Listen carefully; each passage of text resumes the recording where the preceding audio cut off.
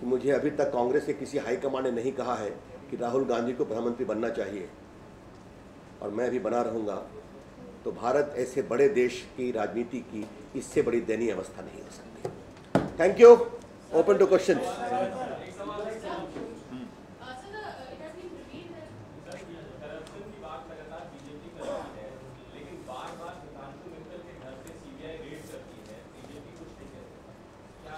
हमने पहले भी कहा था इस दिशा में कानून को अपना काम करना चाहिए। हमारे राष्ट्रीय अध्यक्ष जी ने कहा, आज मैं दोहरा रहा हूँ, करेगी काम अपना।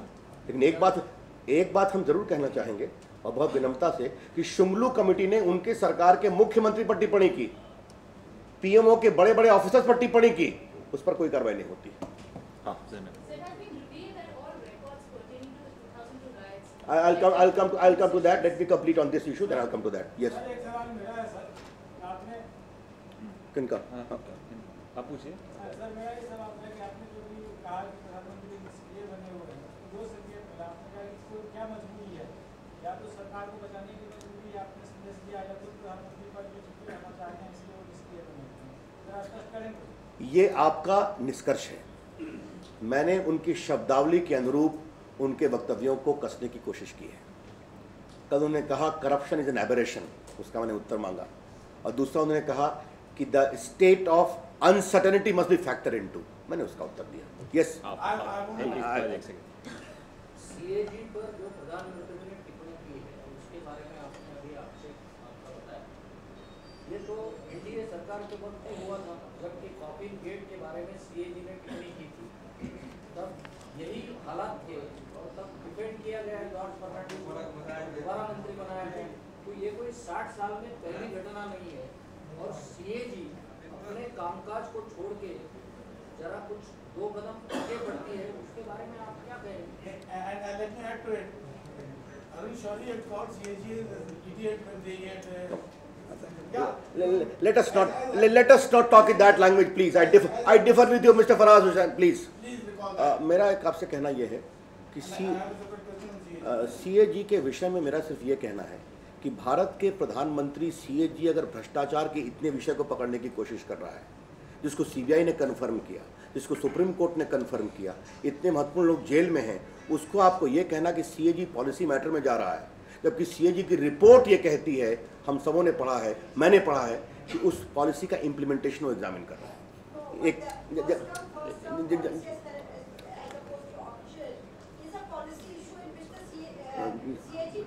अच्छा, जस्ट अ मिनट, अगर आप उस रिपोर्ट को पढ़िएगा तो पूरी उस पॉलिसी के इम्प्लीमेंटेशन को उन्होंने कहा है, नंबर 1। नंबर 2, आज सीएजी के सारे निष्कर्षों को सीबीआई ने अपहोल्ड किया है। जहां तक आपने कॉफिन गेट की बात कही, तो हम सत्ता से 7 साल से बाहर हैं। इसी सरकार ने, जिसने जॉर्ज फर्नांडिस को इतना टारगेट किया था, उसने कॉफिन गेट को क्लोज किया, कोई एविडेंस नहीं था। Yes yes yes, as far as Gujarat thing is concerned, let me tell you. We are not through with CAG. All right, go ahead. I want to ask you, there was a certain CAG who was instrumental in popularizing a certain issue, who later you admitted to your party. Then after becoming MP, he also became governor. How are you giving a guarantee that you are not batting for this CAG on this account? Please give a guarantee here. I am not sitting in judgment in your court. You are entitled to ask me question, not to grill me. As far as Mr. Chaturvedi is concerned, Bofors case में जो उन्होंने investigate किया था, CBI की chargesheet में सही पाया गया, और कोतरोकी को इस सरकार ने कैसे बचाया दुनिया ने देखा है, इसलिए ये कहना गलत है।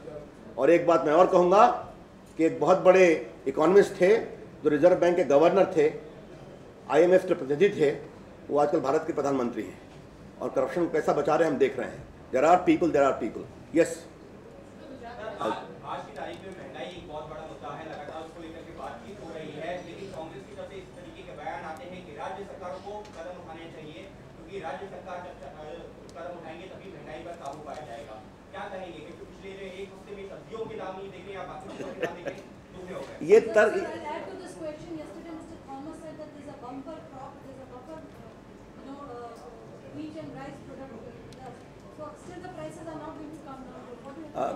let me give a very structured reply on the whole issue of price rise.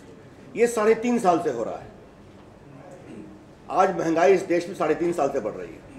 2006 के अंत से बढ़नी शुरू हो गई थी, 7 के आरंभ से। 2009 में प्रधानमंत्री ने कहा था 100 दिन में रोकेंगे। प्रणब मुखर्जी ने कहा था नवंबर 2009 में पक्का कम होगा। फिर वो मार्च 2010 गया, फिर वो नवंबर 2010 आया। 2011 में कहा कि अब हमारे पास कोई जादू की छड़ी नहीं है। वी हैव ऑलवेज सेड कि एक तरफ बम्पर क्रॉप है, एक तरफ आप गोडाउन में स्टोरेज ठीक से नहीं करते, और दूसरी तरफ जनता भूखे मरती है और अनाज सड़ता है। It is all because of gross mismanagement of food economy of the country, number 1। Number 2, जो अध्यक्ष जी ने कल कहा था, बैड गवर्नेंस, कभी बाहर में एक्सपोर्ट कभी इंपोर्ट। जहाँ तक राज्यों का कहने की बात है, जो राज्यों को आवश्यक करना होगा वो करेंगे, लेकिन महंगाई का मेन असर सरकार की नीतियों के कारण होता है, स्टोरेज, मूवमेंट। और हम कहेंगे, कांग्रेस के नेता जिसने सवाल किया है कि पहले वो दिल्ली में महंगाई कम करा दे, उनकी सरकार है, और दूसरा मुंबई में कम करा दे जहाँ उनकी सरकार है। आपने आयात निर्यात की बात कही, तो निर्यात की अगर हम बात करते हैं तो चीनी का निर्यात हो रहा है, जबकि देश में चीनी के दाम बढ़ रहे हैं, तो उस पर क्या कहेंगे? इस सरकार में आयात निर्यात एक अपने आप में बहुत बड़ा घोटाला है। कैसे गेहूं सब स्टैंडर्ड इस देश में इंपोर्ट किए गए, कैसे हिंदुस्तान की रॉ चीनी बाहर ले गई और उसको रिफाइन करके हिंदुस्तान लाया गया, ये चर्चा हम करते रहते हैं। ये बिल्कुल बैड मिसमैनेजमेंट ऑफ इकोनॉमी। हाँ जी राजू।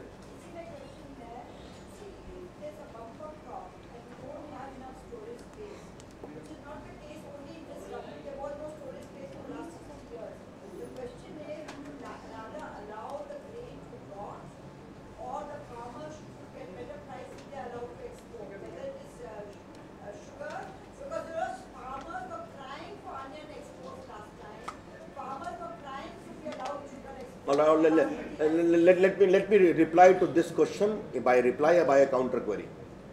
अगर आपके पास सरप्लस फूड है तो आप नॉन यूपीए गवर्नमेंट के साथ डिस्क्रिमिनेट क्यों करते हैं? छत्तीसगढ़ का पब्लिक डिस्ट्रीब्यूशन एक बहुत ही पॉपुलर प्रोग्राम है, आपको मालूम है। 2 रुपये किलो चावल और गरीबों के लिए 1 रुपये किलो चावल। मैं वहाँ का प्रभारी रहा हूँ। जब वो प्रोग्राम सफल हुआ तो उसको स्लैश कर दिया गया, बिहार के कोटा को कम कर दिया गया। तो अगर आपके पास सरप्लस है तो पूरे हिंदुस्तान के सारे प्रदेशों को आप एक निगाह से देखिए। जहाँ तक एक्सपोर्ट इंपोर्ट की बात है, हम उस पर नीतिगत आपत्ति नहीं करते, लेकिन ये देश की विडंबना जबरदस्त है कि एक तरफ लोग भूख से मरे और एक तरफ अनाज गोडाउन में सड़ जाए।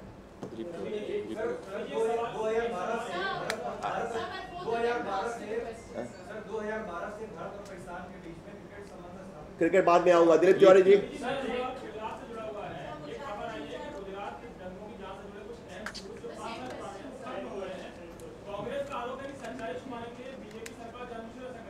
पहले 10,000 सिखों की जांच पर पर्दा डालने वाली कांग्रेस का कोई अधिकार नहीं बनता कि सवाल उठाए। मुझे पूरा तो उत्तर देने दीजिए मिस्तुला जी। तो ये कांग्रेस का उत्तर था कि जो हजारों की संख्या में सिख मरे और जिनको आज तक न्याय नहीं मिला, और उनके एक लोकप्रिय प्रधानमंत्री ने कहा था जब बड़ा पेड़ गिरता है धरती हिलती है, उनको बोलने का कोई अधिकार नहीं। जहाँ तक कॉल के डिस्ट्रक्शन की बात है, उनका एक रूल है कि 5 साल से अधिक हम कॉल को मेंटेन नहीं करते। जो ट्रायल के लिए या इन्वेस्टिगेशन के लिए लेजिटिमेट कॉल रिकॉर्ड्स हैं वो कोर्ट के सामने हैं, बहुत से सुप्रीम कोर्ट के सामने। आपको मालूम हुआ उसमें माइकस क्यूरी उसको इन्वेस्टिगेट कर रहे हैं। इसलिए स्थिति है। जस्ट एक minute. Well, the Congress party has no face to ask this question. A party which has not given justice to thousands of Sikhs who were massacred in the wake of 1984 and whose leader publicly stated, "बड़ा पेड़ गिरता है तो धरती हिलती है." Yes, as far as the call records are concerned, whatever relevant call records are there needed for investigation and trial, they are before the court. In this case, any call record in terms of rules which has to be there beyond 5 years can be destroyed. Yes.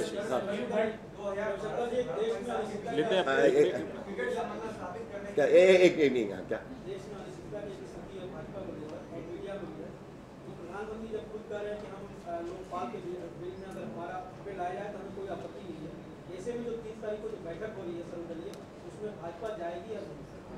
देखिए, पहली बात हम ये कहना चाहेंगे कि प्रधानमंत्री ने अनिश्चितता को और बढ़ा ही दिया है। मैं तो ये चाहता हूं, किंतु वो किंतु परंतु के आधार पर जुड़ा हुआ है। भाजपा का स्टैंड बहुत स्पष्ट है, हम एक प्रभावी प्रामाणिक लोकपाल के पक्ष में हैं।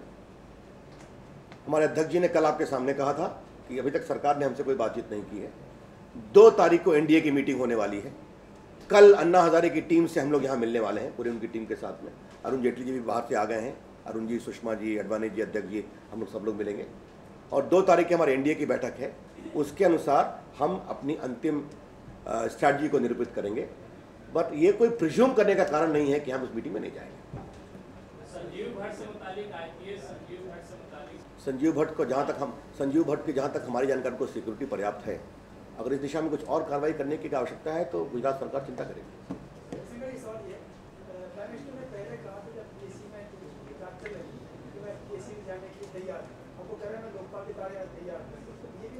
रामनारायण जी, आपका सवाल ही कई प्रति सवाल उठाता है, और उन्होंने सिर्फ यही नहीं कहा था कि मैं पीएससी के सामने जाने को तैयार हूं, उन्होंने ये भी कहा था कि मैं डॉक्टर जोशी की बहुत इज्जत करता हूं और वो बहुत बढ़िया से अपना काम कर रहे हैं।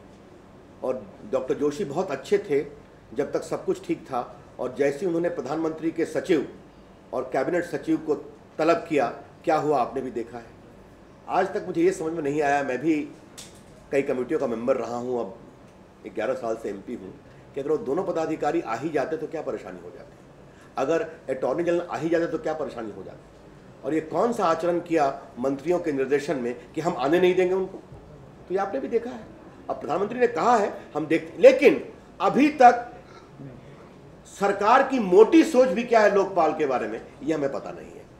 हमने कपिल सिब्बल का स्टेटमेंट पब्लिकली देखा है स्वयं, कि हम जो चारों मंत्री वहां बैठते हैं, हम सरकार के तरफ के प्रतिनिधि के रूप में नहीं बैठते, हम सरकार की ओर से ड्राफ्टिंग कमेटी के मेंबर्स हैं।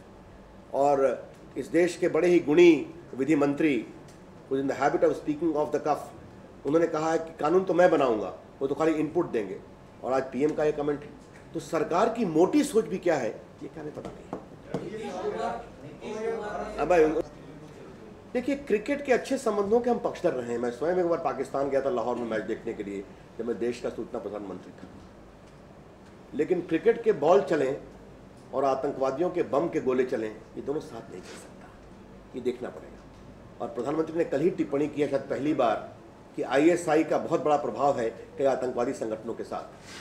तो इसके बारे में सरकार को एक रुख लेना पड़ेगा। दूसरा सवाल पाकिस्तान में क्रिकेटर्स की सिक्योरिटी का भी है, श्रीलंका के क्रिकेटर्स का क्या हुआ आपने देखा है। तो इन सभी मामलों में सरकार, सुरक्षा की जो अपरेटस है वो, और क्रिकेट कंट्रोल बोर्ड, इनको विचार करना पड़ेगा।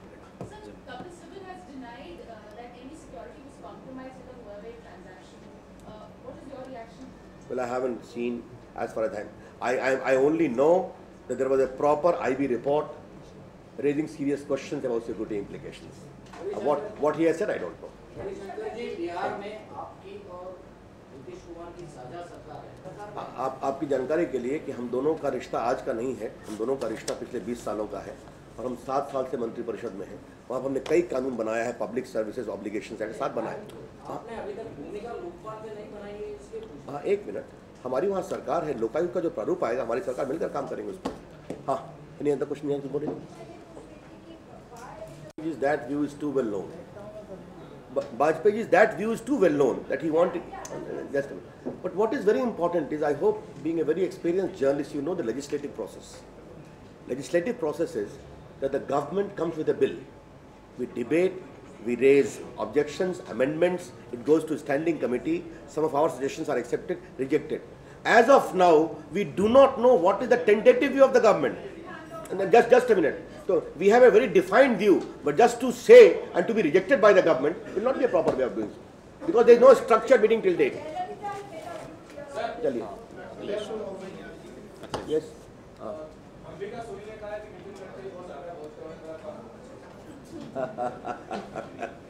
हमें लगता है कि नितिन जी अगर राष्ट्र के हित में खर्री बात बोलते हैं तो वह अभिनंदनीय है और स्वागत योग्य है। मुझे लगता है अंबिका जी कुछ प्रभावित है अपने प्रधानमंत्री से, जो बहुत ही कम बोलते हैं, हमेशा साइलेंट मोड में रहते हैं।